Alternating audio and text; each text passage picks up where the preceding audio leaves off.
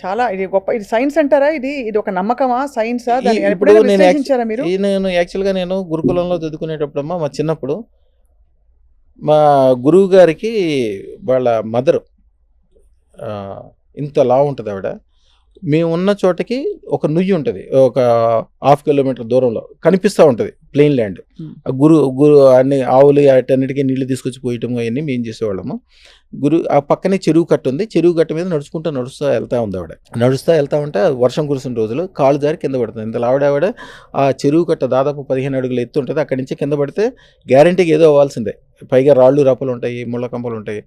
మా గురువు గారు చేపట్టుకుని, అరే నీకేమీ అవ్వదు ఏమీ అవ్వదు ఏమీ అవ్వదు అని 3 సార్లు గట్టిగా రవరా అన్నాడు. ఆ రోజు వరకు ఆయన నాకు చెప్పలా. నేను అక్షయ తీది రోజున పుట్టాను, నన్ను నోటితో ఏదనంటే జరుగుద్ది. అక్షయ సిద్ధి ఉంది. నిజంగానే ఆవిడ కింద పడి ఎట్లా అంటే మంచం మీద నుంచి ఎట్లా లేస్తుంది అట్లా లేచి నడుచుకుంటా గనుగన నడుచుకుంటూ వచ్చేసింది.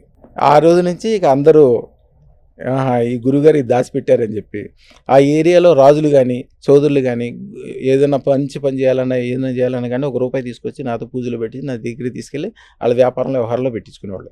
నా దగ్గర నుంచి ₹1 తీసుకెళ్ళిన వాళ్ళు ఎవరు కూడా వాడి జీవితంలో మళ్ళీ నాకు ఇంట్లో డబ్బులు కావాలి, నా ఈవేళ డబ్బులు లేవు, నేను అప్పులయ్యాను, నేను నష్టపోయాను అస్సలు లేదు. వాళ్ళ వంశంలోనే ఉండదు. మట్టి పట్టుకుంటే బంగారం అవ్వాల్సిందే. వినడానికి ఎంత హాయిగా ఉందో, ఎంత బాగుందో.